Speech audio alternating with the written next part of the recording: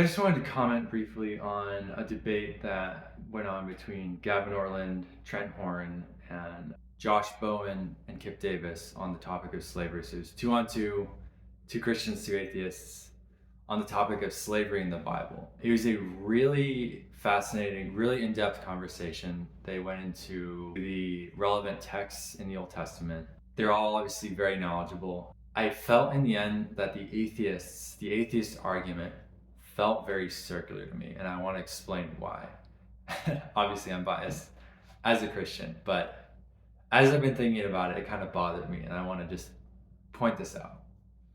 So, the basic Christian argument, the basic defense that Gavin Orland and Trent Horn made of slavery in the Old Testament was that the Old Testament system of law is not God establishing some kind of ideal for humanity. It is God coming down into a very, very brutal, very primitive society and slowly making incremental change to improve things.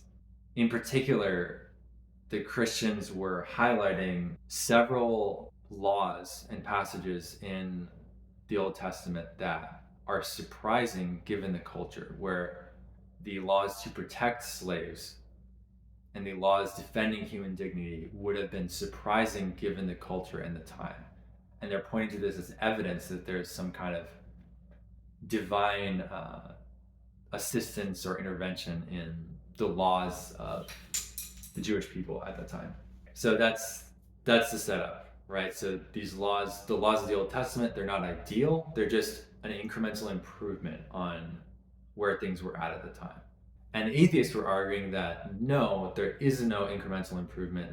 The laws of the Israelite people are just about what you'd expect for the time.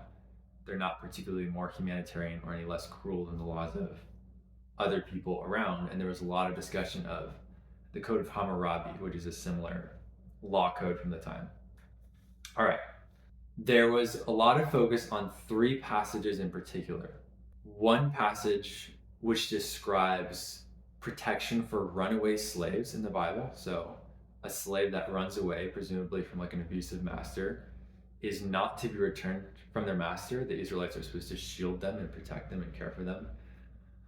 A second one was a law that says that if a master causes any kind of permanent harm to a slave, that the master ought to let that slave go free. And a third one is just the passage in Genesis that talks about man being made in the image of God. So all men and women are created in the image of God, as opposed to only the royal figures being the image of God, as was taught in many other cultures at the time. So those are the three passages that the Christians were pointing to as being surprising for the time. And what I felt like happened over and over in the conversation was what the atheists would do was they'd look at these passages and they'd say, yeah, maybe the straightforward reading of these passages seems surprising for the time, but we can find a more cynical reading that makes it much less surprising, right? So in the passage about helping runaway slaves, their cynical interpretation was, oh, this only applies to slaves that have run away from other nations and are entering Israel, and we don't want to return them to other nations that we're competing against, right? Another one was on the passage about a slave that is permanently injured, they get to go free. Their cynical interpretation was, okay, this slave, there's a third party, and the slave is actually borrowed from the third party. And really, this law is not to protect the slave at all. It's to protect the third party from injury. And this kept happening. And it just felt like there was no acknowledgement from the atheist side that these are, in fact, I think that actually proves the point. I think it proves the point that Gavin and Trent were trying to make, that these passages are, in fact, surprising given the time. And the fact that you have to go out of your way to kind of set aside the straightforward interpretation of those passages and find a more cynical interpretation that's less straightforward. That's evidence that these passages are in fact surprising.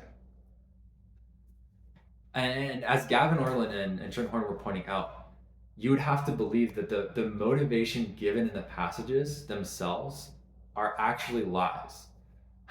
When the slave runs away, right, and you're supposed to protect the runaway slave, the motivation given, why should you protect the runaway slave? The passage says, because you yourselves were slaves in Egypt, right? So the motivation being given is sympathy for this slave, compassion for this slave, because you were once in this situation. The motivation the atheists were giving was, oh no, don't send the slave back because you don't want to strengthen your rival nations. You don't want to strengthen rival nations. And the question is, well, why doesn't the passage just say that? Why are you reading this cynical ulterior motive into this?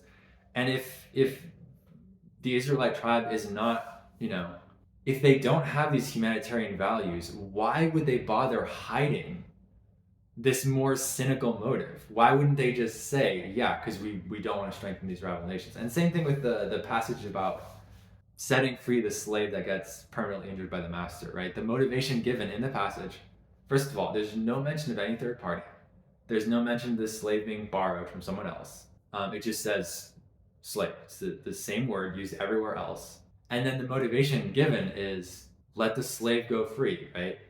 As repayment to them. This concern seems to be directed towards the slave themselves rather than some third party.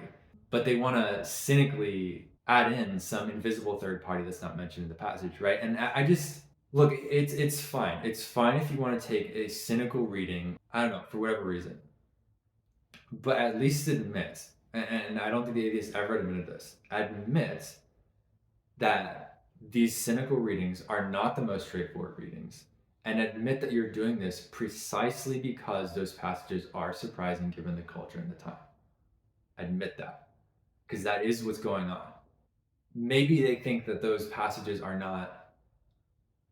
Maybe they don't think those interpretations are that much of a stretch. Maybe they don't think they're that cynical.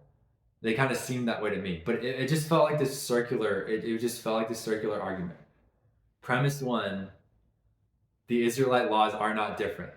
Therefore, when we encounter laws that seem unusual or seem different than those laws around them, we're justified in taking assuming some ulterior motive, interpreting it less straightforwardly in order to find a more plausible interpretation, thus proving that the Israelite laws are not unique or different. So that's how I felt watching that debate. It's a really good debate. Obviously, they're all very knowledgeable. Let me know what you guys think.